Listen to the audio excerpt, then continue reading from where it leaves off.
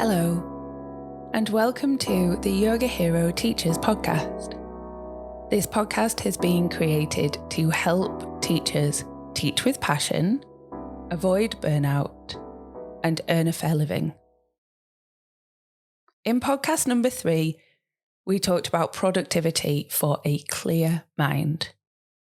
That approach was based on the methodology from the book Getting Things Done by David Allen. This week, we're building on last week's content, but don't worry if you haven't had a chance to listen to that yet. This podcast is pretty valuable as a standalone podcast, but if and when you have time to go back and listen to podcast 3, I think you'll find it even more useful.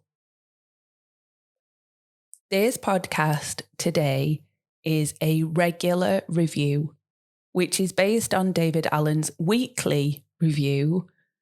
But I personally find sometimes I do it more often than weekly if I'm feeling particularly busy and disorganized and a little bit overwhelmed. And then sometimes I do it less frequently than weekly if everything is kind of in hand or if I'm taking some time off, etc. With that in mind, I'm going to talk you through a regular review. Have this podcast to hand as you're doing your own regular review, and just take a moment to pause it and do the tasks that we've talked about and then come back and continue the recording. I really hope you find it useful. Okay, let's begin. To start our regular review, first of all, we want to get clear. So this is the initial stage of gathering up all the loose ends that have been generated since your last regular review. Any notes taken in meetings, any receipts and business cards that you've collected, anything from your kids' school, post-it notes, notes in the bottom of your handbag, etc. Everything that you've accumulated in different jacket pockets, in the little pocket in your handbag, in the little pocket at the back of your notebook, etc. Checking your purse, your briefcase, your phone, your jacket, the kitchen table, etc. And putting everything in one place. And if you have an in tray, then everything goes in your in tray. So now we want to get in to empty. So reviewing your meeting notes, the post-it notes, notes on your smartphone, etc., and decide what you are going to do about every bit. If you're going to do it, then we work with that wonderful 2-minute rule. If it's going to take you 2 minutes or less, just do it, because it's probably going to take you that long to write a note or put something in your organizer or the app that you're using and work out when you're going to do it, etc. So 2 minutes or less, just do it. Or delegate the task, or defer the task. You want to get in to empty with your actual physical in tray and also your emails, texts, and voicemails. And David Allen says, be ruthless with yourself.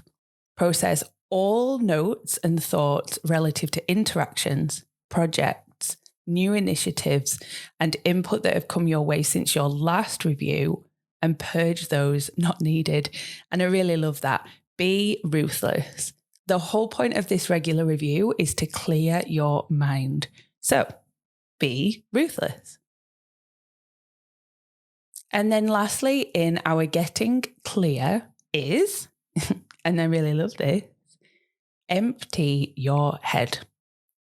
So put into writing or into text any new projects, any action items, waiting fors, someday maybes, things that you might want to do in the future, and so forth, so that you are capturing absolutely everything physical, everything on your technical devices, and everything in your head. Woohoo! So once we're clear, we then want to get current. And David Allen says you need to pull up the rear guard now and eliminate outdated reminders in your system and get your active lists up to date and complete. Here are the steps. 1. Review your next actions lists. Okay, so marking off anything that's completed, reviewing reminders for further action steps to record, etc. And David Allen puts in his book, and I would agree with this, that when you're doing this, it's amazing how many things you've actually completed that you've forgotten or not had time to tick off your list. So this is a great task. It feels fantastic. 2. Review previous calendar data. So reviewing the past 2 or 3 weeks of your calendar entries in detail for remaining or emerging action items, any reference information that you need or that you don't need, and transferring everything into the system that you've decided to use, whether that's a notepad or whether that's an application on your phone or a piece of software, etc. And it is amazing as you're going through the last 2 or 3 weeks, how your brain goes, oh, that reminds me. And it gives you some associated actions. We're clearing the head here. You'll notice maybe meetings and events that you've attended, which trigger thoughts about what to do next, about what you needed to do, what you wanted to do, etc. So you want to be able to archive your past calendar and make sure that nothing is left uncaptured. 3. Pretty sensible, once we've looked at what's gone in the past, to then review the upcoming calendar. So looking at what's coming up long-term and short-term and capture any actions required for upcoming events. 4. If you have a waiting for list, this is the time to review that. Is there anything that you need to chase? Anything that you need to nudge? Make sure that you write down anything that comes up here as an action and check off anything that has already been completed. 5. If you listen to podcast 3, you'll have everything that's 2 tasks or more as a project. So evaluating the status of your projects, your goals, your outcomes, ensuring that things are moving along for those maximum 8 projects that you've got going on currently at the moment. Maximum 8 projects. 6. Review everything else. Is there anything else you haven't done? Anything else that you want to do, given everything that you've got going on at the moment, your engagements, interests, and responsibilities? So we started by getting clear, going through your physical spaces, your technology spaces, and your headspace to make sure that everything has been captured. Then we get current, reviewing your next actions, reviewing everything that you're waiting for, and reviewing your entire calendar to make sure that you are up to date and you know everything that you need to be doing. And now we get creative. David Allen says, this methodology is not simply about cleaning up and getting closure.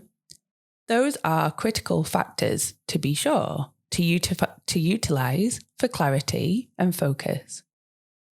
Ultimately, though, the prime driver for my own exploration in this field has been creating the space to catalyze and access new, creative, and valuable thinking and direction.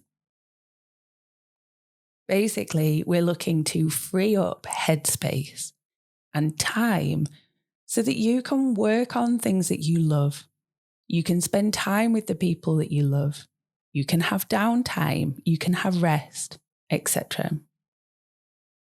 So in the creative part of our regular review, go and review your someday maybe list, i.e. things that you think you might want to do, things that you definitely want to do at some point in the future. Might be a trip away, might be learning an instrument or a new language. It might be moving to a new region, something that you know you want to do with your life, but you just can't fit it in at the moment, or you've not got the resources at the moment. So, reviewing your someday maybe list. Check for any projects that might have become more interesting or valuable to you at the moment and transfer them into current projects. Delete any that aren't interesting or valuable any longer. Add any emerging possibilities that you might have started to think about. And then be creative and courageous.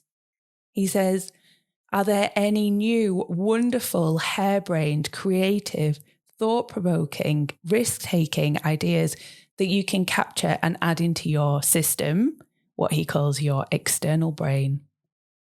This review process is common sense, but few of us do it as well or as consistently as we could, which means as regularly as we need to keep a clear mind and a sense of relaxed control. So there you have it. Everything that you need for your regular review. Not too scary and definitely doable. You might like to commit to trying to do this maybe every Monday or every Tuesday. Or like me, you might do it on a bit more of a fluid basis. Remember that the way that you implement this is right for you. It's not another thing to beat yourself up about. It's just something to hopefully make life a little easier and a little more productive. Wishing you all the best with your regular reviews and with your productivity and of course with your yoga teaching. And I would absolutely love to hear how you're getting on with these podcasts. Drop us a message on Instagram at yogahero_teachers or drop us an email at hello@yogahero.co.uk. So until we speak again, I wish you a wonderful week. Take lots and lots of care and happy productivitying.